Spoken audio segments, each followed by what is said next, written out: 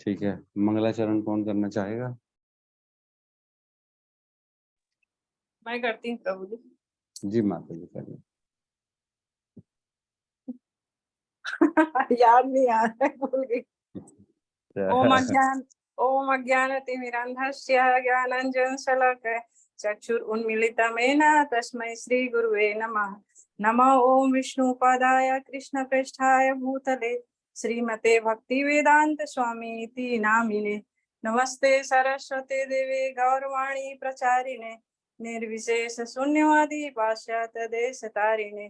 जय श्री कृष्ण चैतन्य प्रभु नित्यानंद श्री अद्वैत गदाधर श्रीवासादि गौर भक्त वृंद।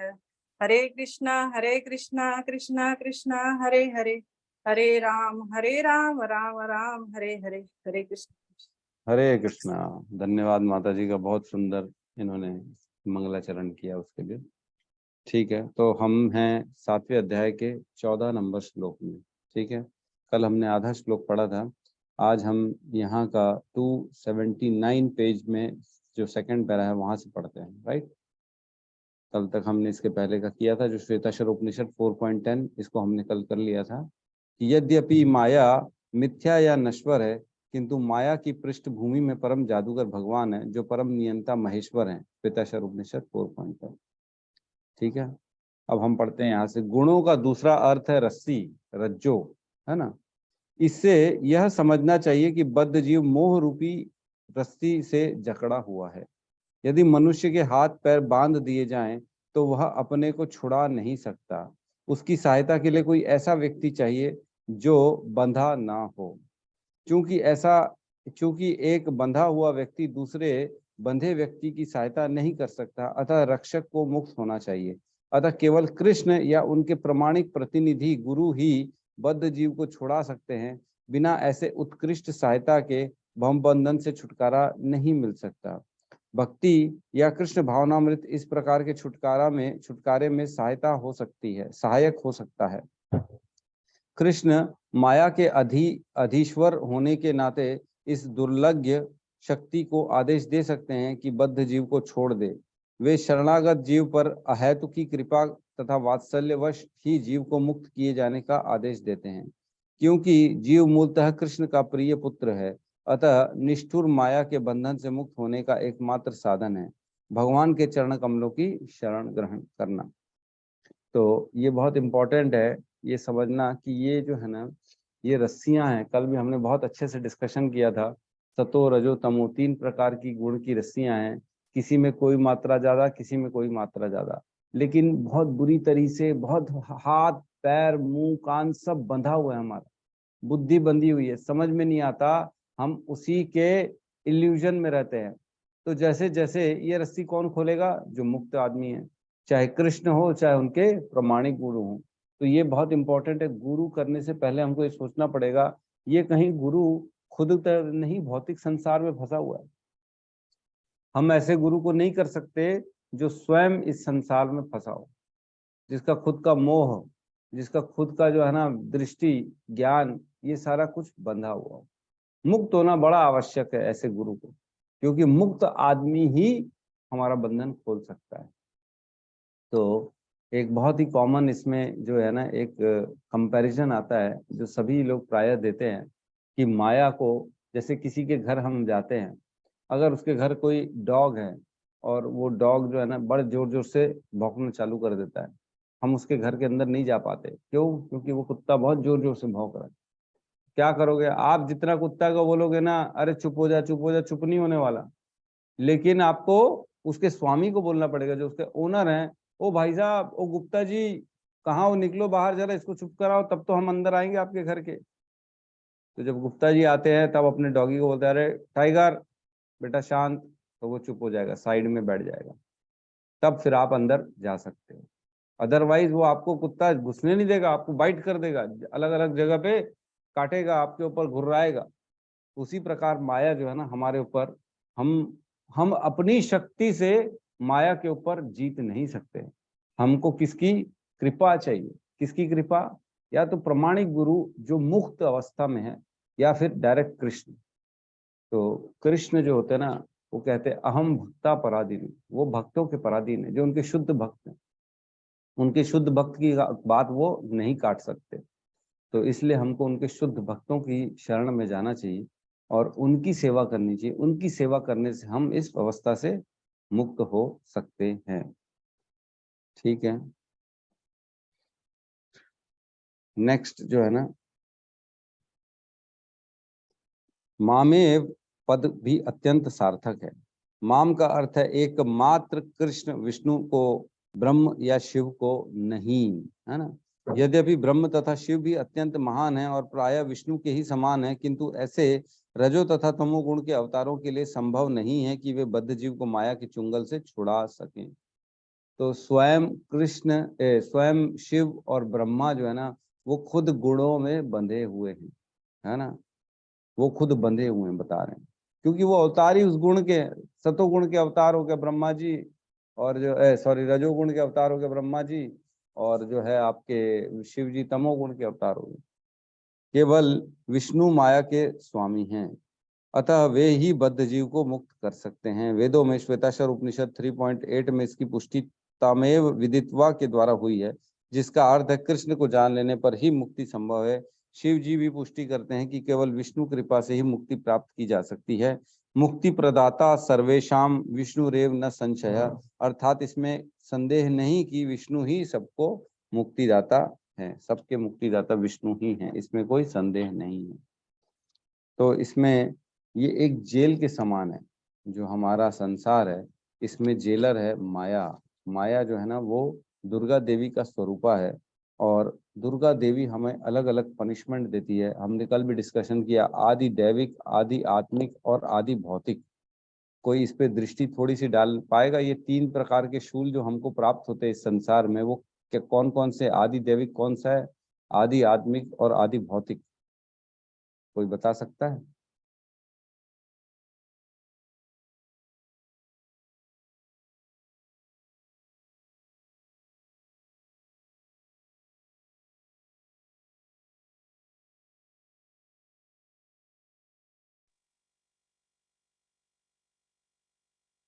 हरे कृष्ण प्रभु जी। जी प्रभु जी।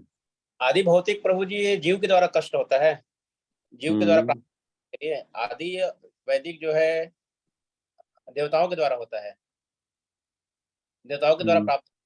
और एक एक होता है आदि आत्मिक। आदि आत्मिक, ये शरीर और मन के द्वारा होता है प्रभु जी, प्राप्त होता है अपने आप के द्वारा। ठीक है, हाँ। ठीक है। सोनिका माता जी कुछ 1-2 एग्जांपल दे देंगी? बताइए माता जी। प्रभु जी, आदि भौतिक जो कष्ट है वो हमें दूसरों से मिलता है, जैसे पड़ोसी से मिल सकता है, मच्छर का काटना, ये भी उदाहरण हो सकता है। और आदि दैविक जो है वो जैसे नेचुरल डिजास्टर्स, जैसे अर्थक्वेक और ऐसे वाले कुछ भी हो सकते हैं। और तीसरे वाला जो है आदि आध्यात्मिक दुख, वो हमें स्वयं से मिलते हैं, जैसे हमें कभी स्ट्रेस हो जाता है, डिप्रेशन हो जाता है। मान अपमान, मान का अगर कहीं भंजन हो जाए, मान नहीं मिला, इज्जत नहीं मिली, तो अंदर से कष्ट होता है, अरे बाप रे क्या कर दिया मेरे साथ इसने, हैं मैं क्या इतना नीचे गिर गया हूँ, मेरे साथ ऐसा क्यों व्यवहार कर दिया। अंदर ही अंदर ग्लानि हो रही है, पता ही नहीं पड़ रहा है उसको, अरे भाई छोड़ दे, इतनी इज्जत तेरी नहीं है भैया, समझ। तो भी आदमी एक्सपेक्टेशन अनएक्सपेक्टेड हो जाता है, तो उसको बड़ा दुख होता है। आध्यात्मिक इस तरह का जो है ना, 3 प्रकार का ये माया देवी के पास शूल है, जिससे हमको वो मतलब तकलीफें देती है। ठीक है, तो इस प्रकार ये जो श्लोक है, इसमें अब जो है ना, हम 1-2 भागवतम के चर्चा करेंगे। एक श्लोक आता है 8.5.30, है ना।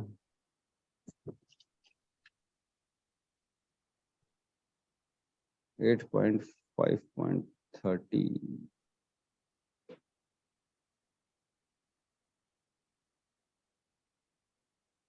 है ना। मैं पढ़ के इसका अनुवाद पढ़ के सुना रहा हूँ। कोई भी व्यक्ति पूर्ण पुरुषोत्तम भगवान की माया का पार नहीं पा सकता, जो इतना प्रबल होती है कि हर व्यक्ति इससे भ्रमित होकर जीवन के लक्ष्य को समझने में बुद्धि गंवा देता है, किंतु वही माया उन पूर्ण पुरुषोत्तम भगवान को के वश में रहती है जो सब पर शासन करते हैं और सभी जीवों पर समान दृष्टि रखते हैं। हम उन्हें नमस्कार करते हैं, है ना। तो माया को पार पाना हमारे बस का खेल नहीं है।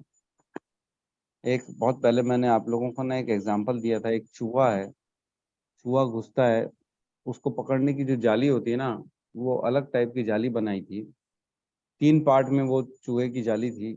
जैसे प्रवेश करता है ना, दिखता उसको मक्खन है, जैसे ही घुसता है मक्खन की लालच में, वो मक्खन रोटेट होके उसको ना सुइयां चुभोता है वहां से। मतलब एक एक पार्ट एक ऐसा रोटेट होता है उसके अंदर का जिसमें मक्खन रखा है, एक साइड में मक्खन, एक साइड में उसको पिन चुभाने के लिए रहती है, और थर्ड में बिजली के झटके रहते हैं, छोटे छोटे झटके। तो मक्खन की लालच में प्रवेश करता है, और जैसे ही प्रवेश करता है मक्खन को टच ही करता है कि वो घूम जाता है और उसको पिन चुभना चालू होता है। तो उसको बड़ा दर्द होता है, बोले अरे ये क्या चुभ रहा है।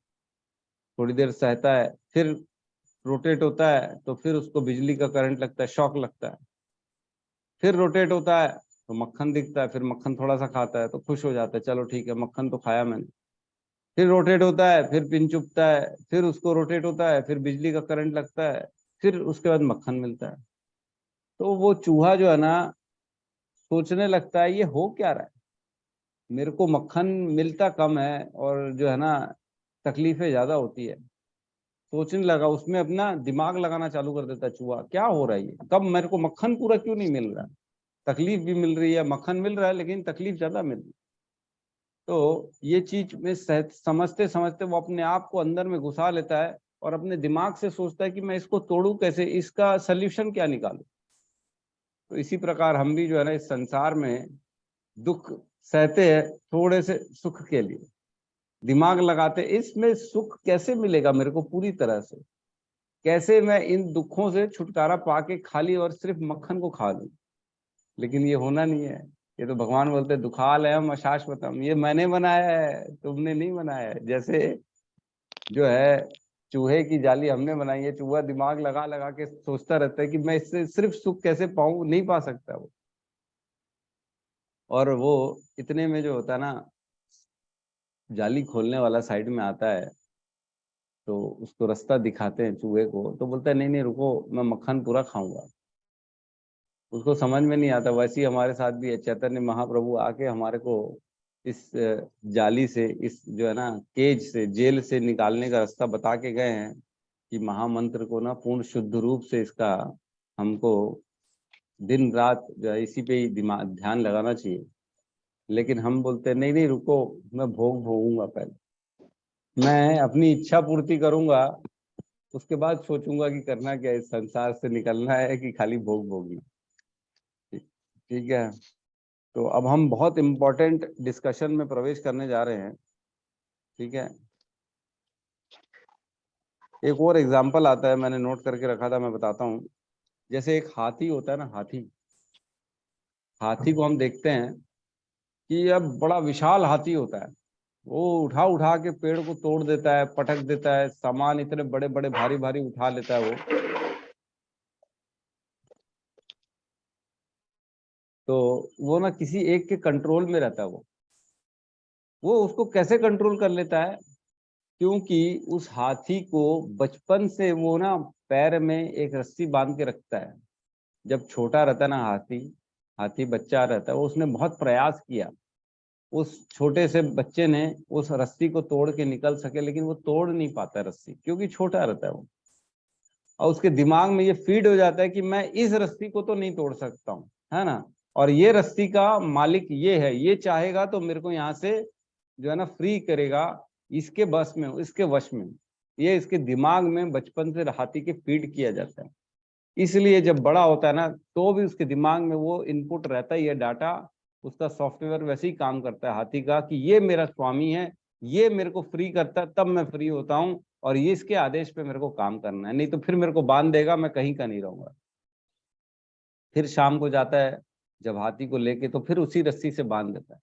लेकिन अब हाथी बड़ा हो चुका है, वो चाहे तो वो उसको तोड़ के निकल सकता है, लेकिन उसके दिमाग में ये भर दिया गया है कि इसको तोड़ नहीं सकता। इसलिए वो कोशिश भी नहीं करता। वो रस्सी पुरानी हो जाए, पतली हो जाए, तो भी वो प्रयास नहीं करता। वो सोचता है मेरे को यहीं बंधा रहना है, हाथी वहीं रहता है, हिलता तक नहीं वहां से। तो ये स्थिति है हमारी भी। हम भी सब ऐसे ऐसी चीजों से फीड भर दिया है हमारे दिमाग में, यही भर दिया है आपको ये करना है, आपको सुख के लिए ये करना है, आपको पैसे के लिए ये करना है, अपनी आपको डिग्निटी मेंटेन करनी है, आपको अपने जीवन के लिए ये मेंटेन करना है, आपको ये बच्चों के लिए करना है। हर चीज हमारे दिमाग में फिट कर दी गई है। ऐसा सुख मिलेगा, आपको ऐसा रहना है, ऐसा कपड़ा पहनना है, आप एक हिंदुस्तानी हो, आप एक हिंदू हो, आप एक मनुष्य हो, आप इस कैटेगरी के हो, आप उस कैटेगरी के हो। ये सब चीजें फिट कर दी गई है, हम इसको छोड़ नहीं पा रहे। उपाधि जिसको बोलते हैं, है ना, उपाधियां, फॉल्स जो है ना हमारी उपाधियां हैं, फॉल्स ईगो हमारे अंदर भरे हुए कि आप ये हो, आप वो हो, अलग अलग तरह के लेबल चिपकाए हुए हैं हमारे अंदर। हम उसको छोड़ ही नहीं पा रहे, इस कारण हम दुख भोग रहे हैं, और इस कारण हम बंधे हुए हैं संसार से। जिस दिन हम ये सारी उपाधियां छोड़ देंगे ना, उस दिन हम मुक्त होंगे, है ना। एक आता है ना भक्ति रसामृत सिंधु में,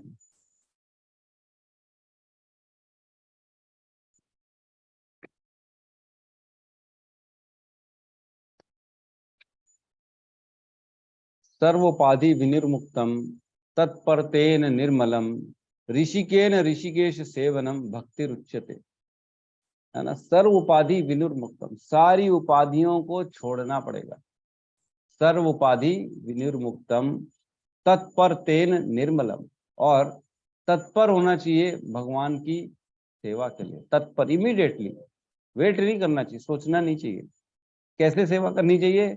ऋषिकेन ऋषिकेश सेवनम, अपनी सारी इंद्रियों से, ऋषिकेन ऋषिकेश, इंद्रियों के स्वामी को सेवा करना चाहिए।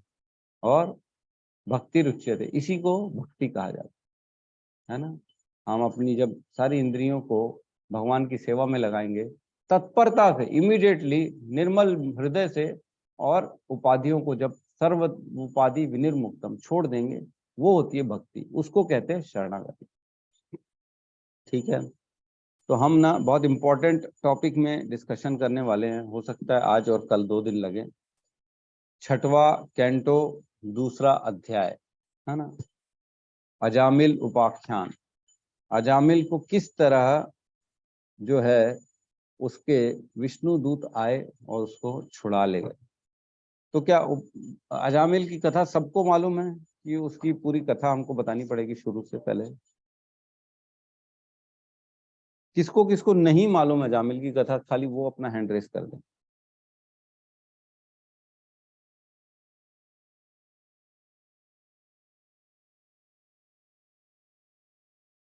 दो लोगों को नहीं मालूम है, 3 लोगों को। और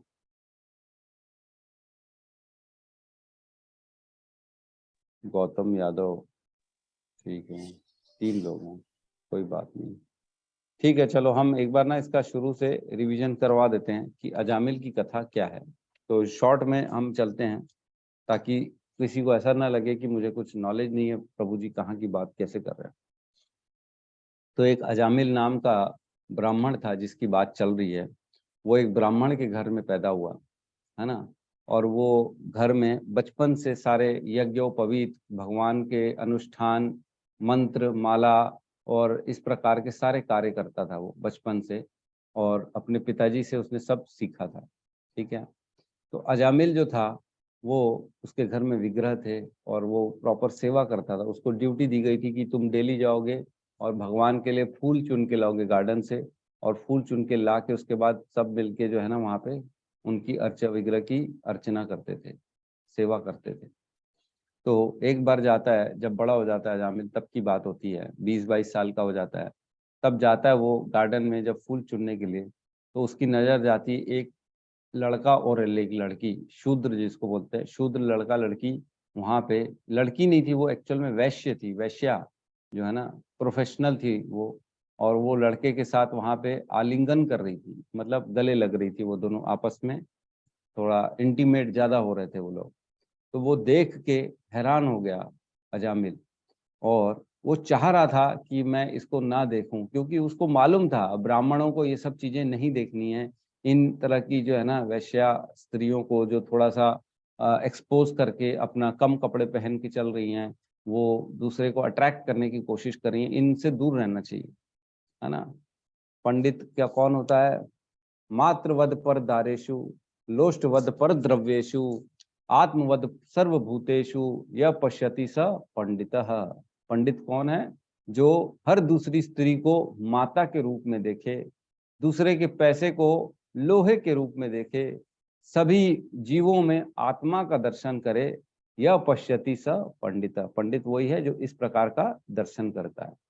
तो उसने कोशिश की कि मैं इस तरह का दृश्य ना देखूं, लेकिन मजबूरी में उसकी इंद्रियों का वेग उसके ऊपर छा गया, काम का जादू छा गया उसके अंदर, और वो अपने आप को वहां से हटा न सका और उस दृश्य को देखता गया और उसके मोहित हो गया उसके ऊपर। उसके अंदर भी काम की इच्छा जागृत हो गई, काम वासना उसके अंदर पैदा हो गई, लस्ट, डिजायर ऑफ सेक्स उसके अंदर पैदा हो गया। तो फिर इसके कारण क्या हुआ, 2-3 दिन वो खुद रोज जाने लगा उनको देखने के लिए, और एक दिन जाके देखता है कि वो वैश्या रो रही थी, अकेली थी और रो रही थी। तो उस वैश्या से जाके पूछता है कि क्या हुआ, तुम रो क्यों रही? तो बोले वो लड़के ने मुझे धोखा दे दिया, अब मैं कहीं की नहीं रही, मैं क्या करूं? तो इसने फिर उसको अपना मतलब सपोर्ट दिया, और इसने बोला कि कोई बात नहीं, मैं तुमसे विवाह करूंगा।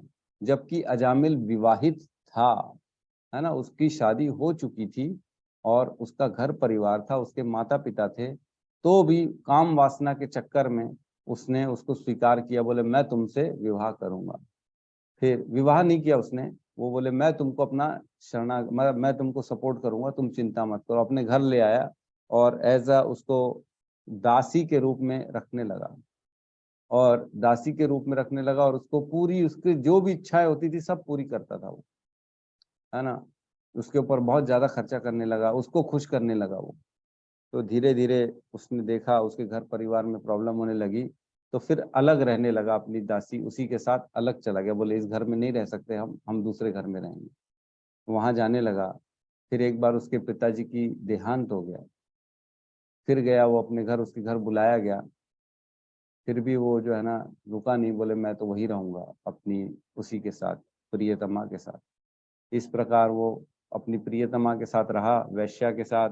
अपना पूरा ब्राह्मण का आचरण उसने खो दिया, चोरी डकैती सब करने लग गया, क्योंकि उसकी आकांक्षाएं बहुत ज्यादा थी, कम में उसकी लाइफ नहीं चल पा रही थी।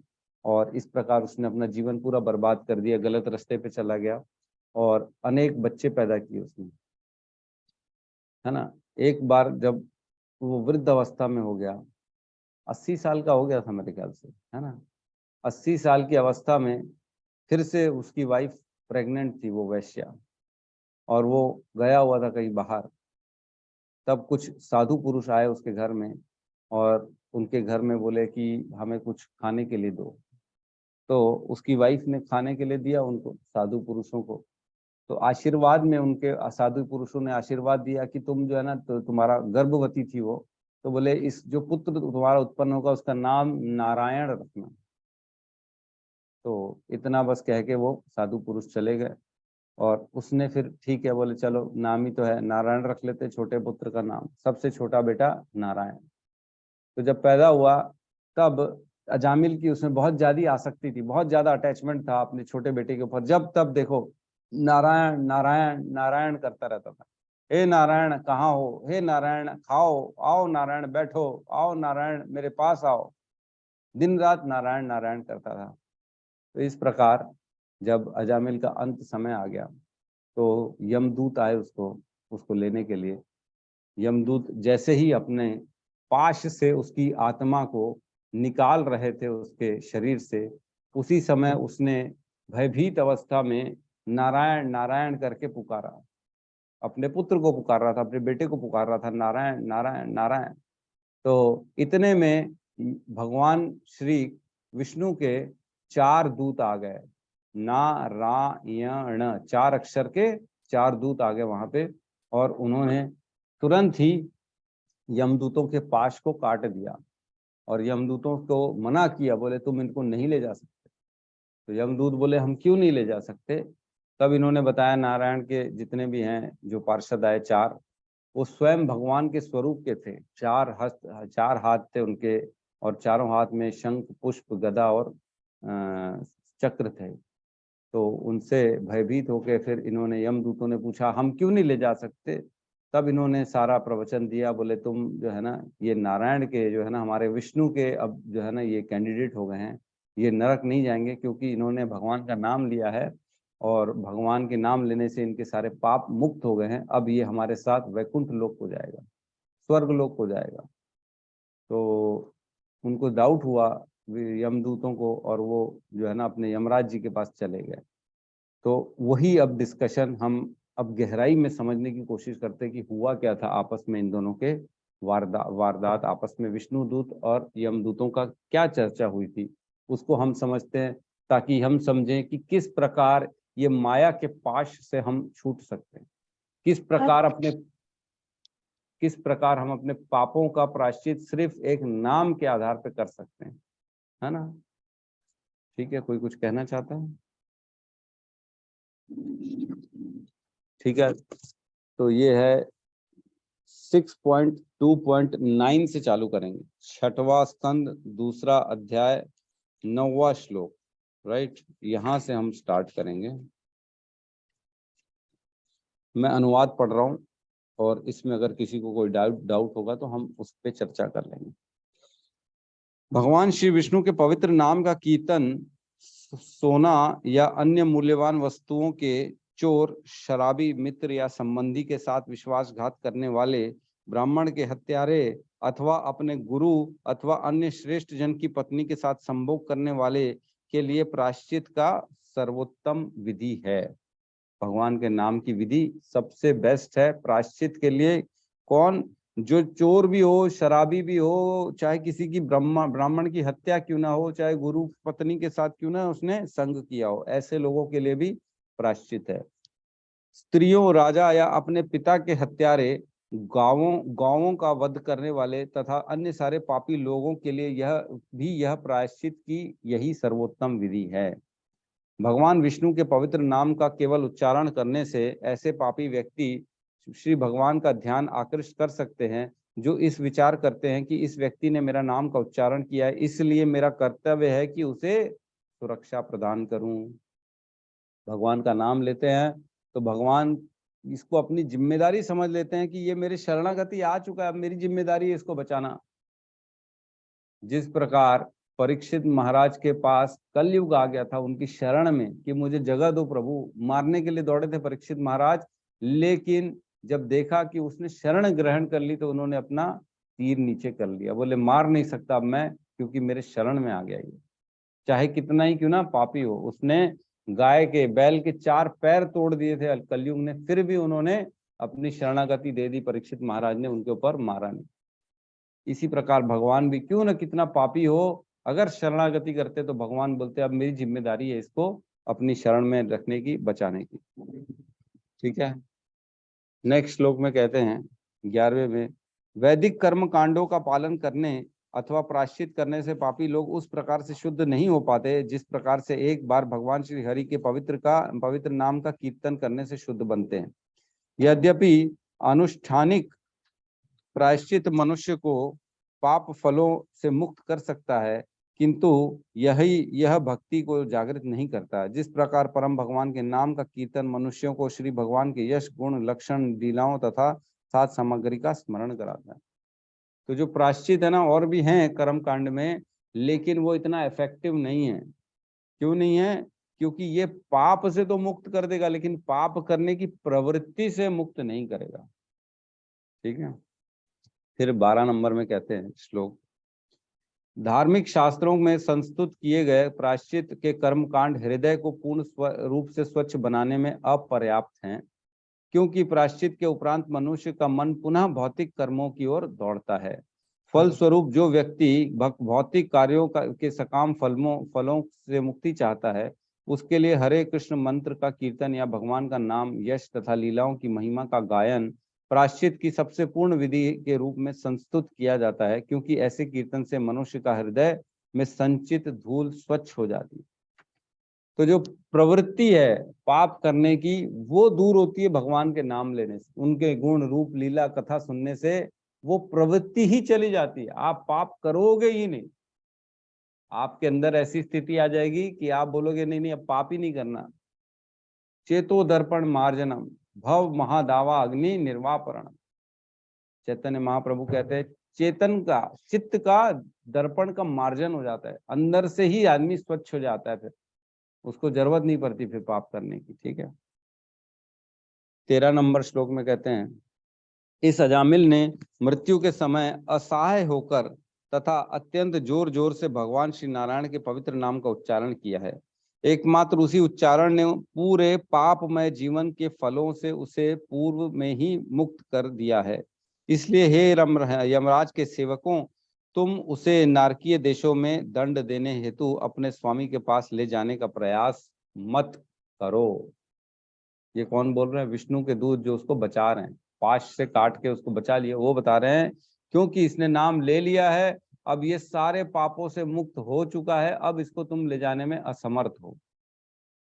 फिर 14 नंबर में श्लोक में कहते हैं, जो व्यक्ति पवित्र भगवान नाम का कीर्तन करता है उसे तुरंत अनगिनत पापों के फलों से मुक्त कर दिया जाता है, भले ही उसने यह कीर्तन अप्रत्यक्ष रूप में, है ना, भले अन्य संकेत करने में, परिहास में, संगीतमय मनोरंजन के लिए अथवा उपेक्षा भाव से क्यों न किया हो, इसे शास्त्रों में पारंगत सभी विद्वान पंडित स्वीकार करते हैं। तो जैसे एक आता है ना विष, जिसको बोलते हैं हम पॉइजन, पॉइजन खाओगे तो असर करेगा पॉइजन, है ना, जान निकालेगा अपनी, चाहे कैसे खाओ पॉइजन, मजे से खाओ, खुश होके खाओ, सब्जी में मिला के खाओ, दुखी होके खाओ, जबरदस्ती खाओ, पॉइजन का इफेक्ट तो पॉइजन करेगा कि नहीं करेगा? क्यों अमृत प्रभु?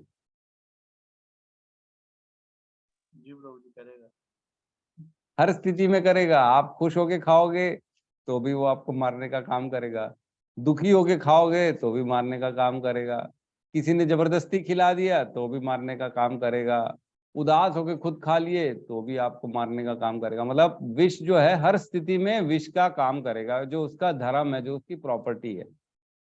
उसी प्रकार भगवान का नाम भी आप जबरदस्ती लो, किसी ने बुलवा लिया, किसी से उपहास करते, मजाक करते करते हरे कृष्ण बोल दिया, अरे पागल हरे कृष्ण वाले अकल है क्या उनको, ऐसा बोल दिए, या बोले अरे इनको छोड़ो, इनकी तो बात ही मत करो, बेकार लोग है हरे कृष्णा वाले, इनसे तो दूर रहो, पैसा ले लेते हैं, हमारे को तो लूट लिया हरे कृष्ण वालों ने। तो चाहे ऐसे ही क्यों ना ले ले, लेकिन भगवान का नाम लेने से हर स्थिति में वो अपना काम करेगा, जो उसकी प्रॉपर्टी है, जो उसका धर्म है, वो भगवान का नाम करेगा ही करेगा, पापों से मुक्त करेगा। ठीक है, आगे कहते हैं, यदि कोई हरि नाम का उच्चार करता है और तभी किसी आकस्मिक दुर्भाग्य से यथा छत से गिरने, फिसलने या सड़क पर यात्रा करते समय हड्डी टूट जाने, सर्प द्वारा काटे जाने, पीड़ा तथा तेज ज्वर से आक्रांत होने या हथियार से घायल होने से मर जाता है, तो वह कितना ही पापी क्यों न हो, नारकीय जीवन में प्रवेश करने से वह अविलंब मुक्त कर दिया जाता है।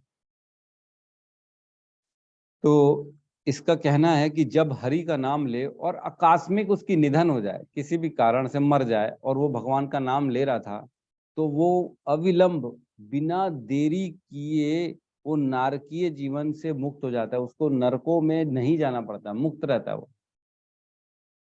तो ये बहुत इंपॉर्टेंट चीज है समझने की। अगर नाम लिया और मृत्यु हो गई, तब नाम लिया, पाप से तो मुक्त हो गए, लेकिन फिर जीवन चालू हुआ और फिर पाप कर लिए, तो फिर वहीं के वहीं आ गए हम।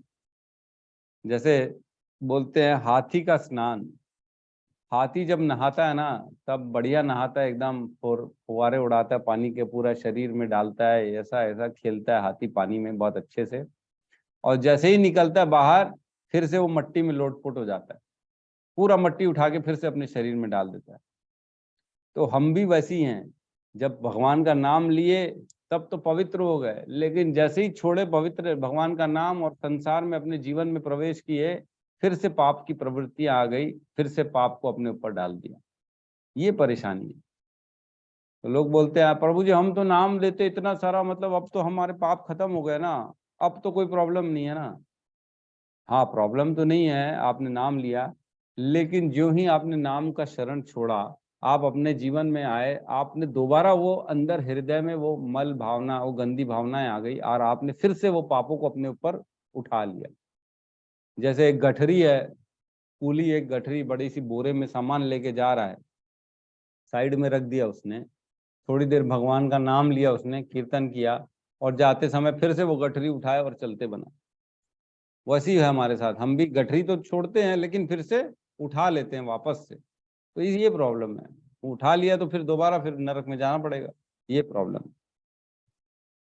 ठीक है, नेक्स्ट श्लोक में प्रवेश करते हैं। इसमें कहते हैं 16 नंबर में, प्राधिकृत विज्ञ पंडितों तथा महर्षियों ने बड़ी ही सावधानी के साथ यह पता लगाया कि मनुष्य को भारी से भारी पापों का प्रायश्चित करने हेतु प्रायश्चित की भारी विधि का तथा हल्के पापों की प्रायश्चित हेतु हल्की विधि का प्रयोग करना चाहिए, किंतु हरे कृष्ण मन का कीर्तन सारे पापों को प्रभावों को नष्ट कर देता है, चाहे वह भारी ही हल्का, भारी से भारी या हल्का से हल्का क्यों ना।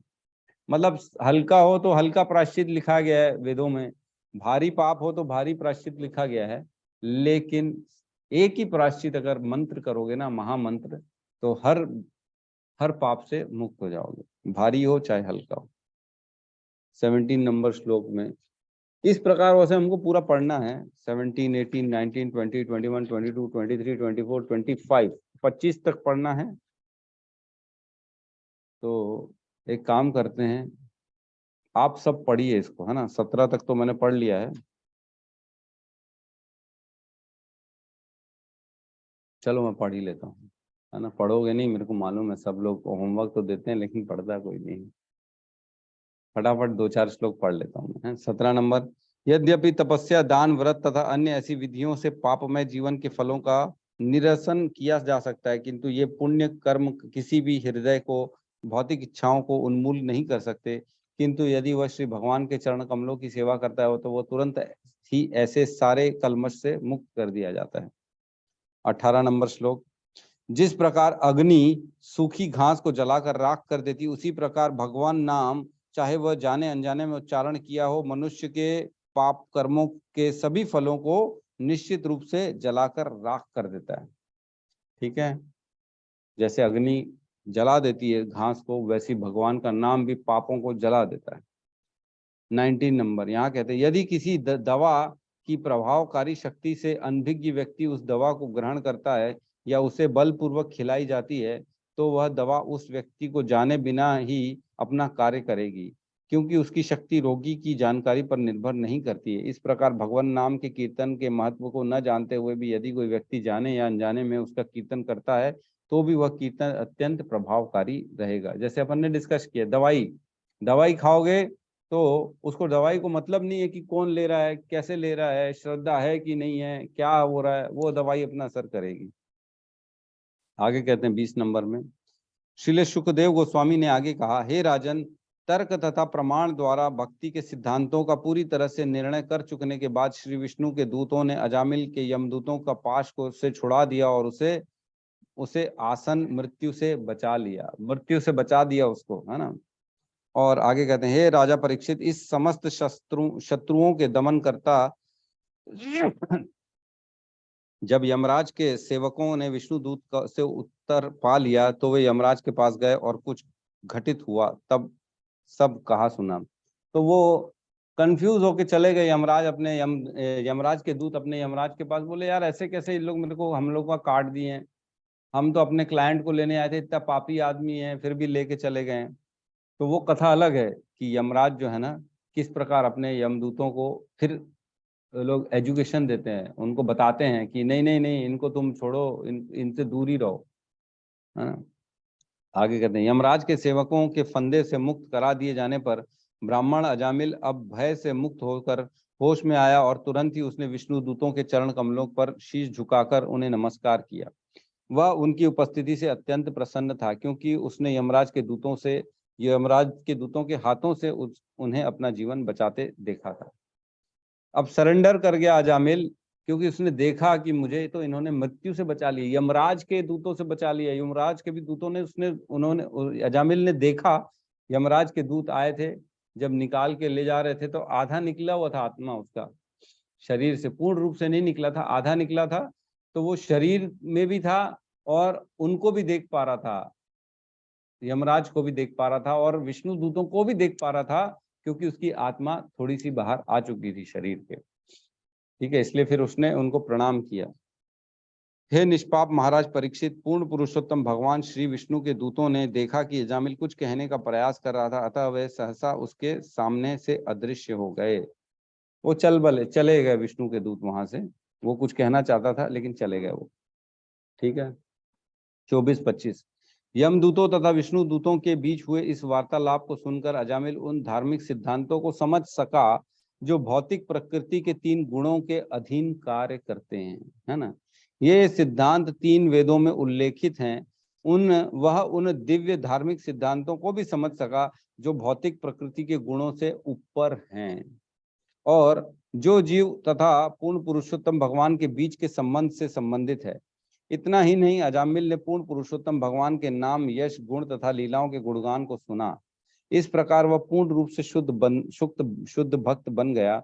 तब उसे अपने विगत पाप कर्मों का स्मरण हुआ और उसे अत्यधिक पछतावा हुआ कि उसने ये पाप क्यों किए। ठीक है, तब समझ में आया उसको कि ये मैंने क्या कर दिया यार, मेरे को तो ऐसा नहीं करना था, फिर भी कोई बात नहीं। ठीक है, फिर श्लोक नंबर 45 और 46 पढ़ रहा हूं मैं। 45 इसमें कहते हैं, अजामिल ब्राह्मण था जिसने कुसंगति के कारण सारी ब्राह्मण संस्कृति तथा धार्मिक नियमों को त्याग दिया था। सर्वाधिक पतित होने के कारण वह चोरी करता, शराब पीता तथा अन्य गर्हित कार्य करता था। उसने एक वेश्या भी रख ली थी। इस प्रकार उसका यमराज के दूतों द्वारा नरक ले जाया जाना सुनिश्चित था। किंतु श्री नारायण के पवित्र नाम का लेश मात्र उच्चारण करने से ही तुरंत उसे बचा लिया गया। और 46 में कहते हैं, अतः जो व्यक्ति भौतिक बंधन से मुक्त होना चाहता है, उसे चाहिए कि वह उन पूर्ण पुरुषोत्तम भगवान के नाम, यश, रूप तथा लीलाओं का कीर्तन तथा गुणगान करने की विधि को अपनाए, जिनके चरणों पर सारे तीर्थ स्थान स्थित हैं। अन्य साधनों से यथा पवित्र पश्चाताप, ज्ञान, यौगिक ध्यान तथा उसे उचित लाभ प्राप्त नहीं हो सकता, क्योंकि ऐसे विधियों का पालन करने पर मनुष्य अपने मन को वश में न कर सकने का कारण पुनः सकाम कर्म करने लगता है, क्योंकि मन प्रकृति के निम्न गुणों से यथा रजो, तमो, सतो से दूषित रहता है। तो हम चाहे कितना प्रायश्चित अपने बल पे कर लें, हम सोचे मैं तो उपास कर लूंगा, मैं तो भंडारा बंटवा दूंगा, मैं तो ये कर दूंगा, मैं प्रायश्चित कर लूंगा, तो उन सब से नहीं होने वाला प्रायश्चित, क्योंकि हमारा मन जो है ना, ये भौतिक 3 गुणों के अधीन है, माया के अधीन है, सतो रजो तमो के अधीन है। वो वापस से उसमें लिप्त हो जाएगा।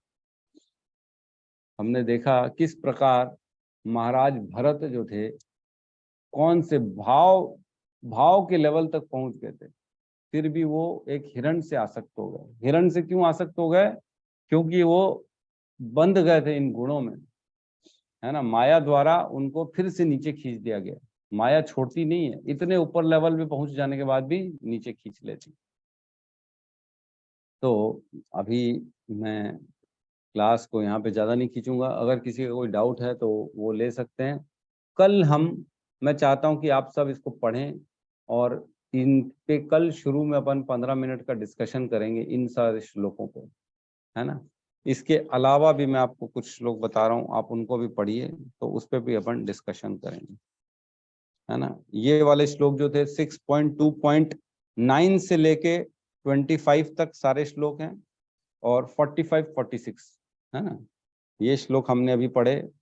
और मैं चाहता हूँ 6.3.20, 21, 23, 26 और 27, 5 श्लोक, 20, 21, 23, 26 और 27, ये 6.3 है ना, 6वां कैंटो 3रा अध्याय के 5 श्लोक, और 6वां कैंटो दूसरे अध्याय के 9 से लेके 25 तक और 45-46, ये सारे श्लोकों पे हम कल डिस्कशन करेंगे।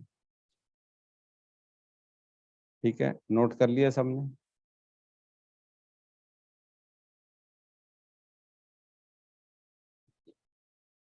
जी गौतम प्रभु।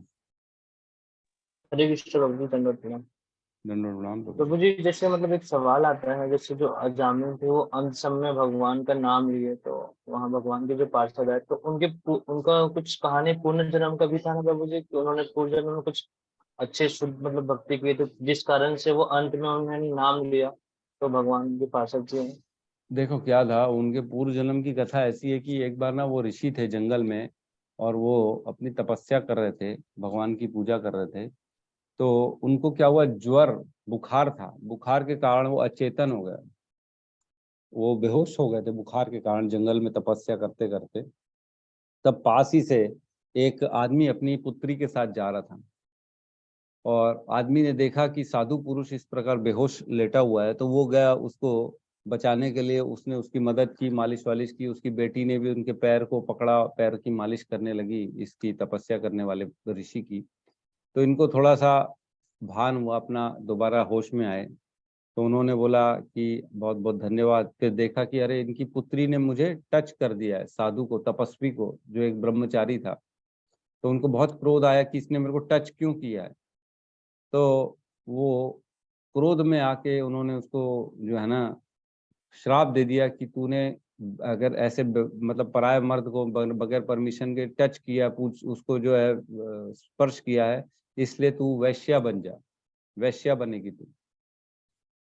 तो उसको भी क्रोध आया, लड़की को। बोले मैं तो सेवा कर रही थी आपकी, और आप इस प्रकार मुझे जो है ना वैश्या का जो है श्राप दे रहे हो। तो वो फिर उसने भी श्राप दे दिया। बोले मैं भी श्राप देती हूँ कि मैं ही वैश्या हूँ, जो तुम्हारा पतन भी मैं ही कराऊंगी। बोले तुमने मुझे श्राप दिया वैश्या का, मैं भी तुमको श्राप देती हूँ कि मैं ही वैश्या बन के तुम्हारा ही पतन कराऊंगी और किसी का पतन नहीं कराऊंगी। तो इस प्रकार फिर अजामिल का पतन इसी वैश्या ने किया, और फिर इसी के कारण जो है फिर फाइनली उद्धार भी हुआ। तो इस प्रकार की कथा है ये पिछले जन्म की। ठीक है प्रभु जी। जी प्रभु जी। हम्म। मतलब प्रभु जी, हमारा मतलब ऐसा है कि पिछले जन्म हमने मतलब कई जन्मों में भगवान की भक्ति, शुद्ध भक्ति किए हैं, तब जाके हम अगर इस जन्म में हमें जैसे हमने कुछ भी ऐसे पाप काम किए हैं, तो अंत समय में जैसे उन्होंने ले लिया नाम, उनका पुत्र का नाम लिया, तो मतलब उनका पिछला जन्म का जो था इसलिए उन्हें भगवान के पास लेने आए, कि अभी उन्होंने जब पवित्र नाम जब नहीं, इस मनुष्य लिया। जन्म में भी तो लिया ना उन्होंने। बचपन से ब्राह्मण के घर में थे, सारा कुछ करते थे, भगवान का नाम, विग्रह सेवा सब करते थे, वो सारे अनुष्ठान करते थे। लेकिन पतन किया उसने वैश्या ने।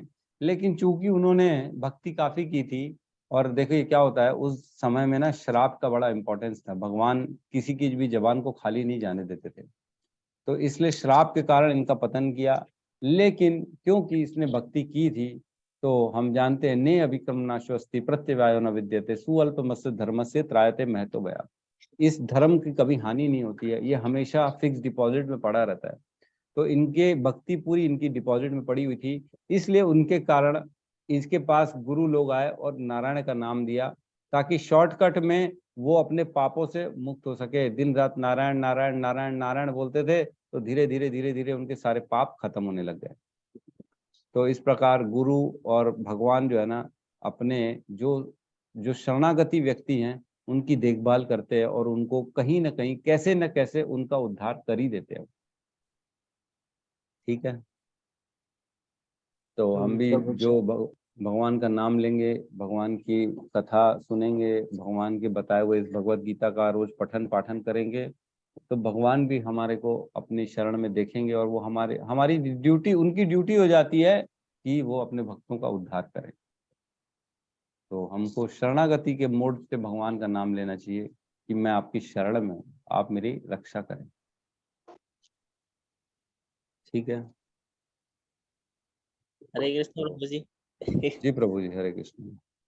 प्रभु जी, जो कथा है अभी अभी के समय में तो ये नहीं होगा ना, पर भौतिक जगत में अभी के लोग के लिए ये लागू नहीं हो सकता ना, कि अंतिम क्यों नहीं समय होगा? में मतलब हाँ, देखिए अंतिम समय में नाम निकले ना निकले, इसलिए पूरा जीवन लेना जरूरी है। जी जी, वही बोला था मैं।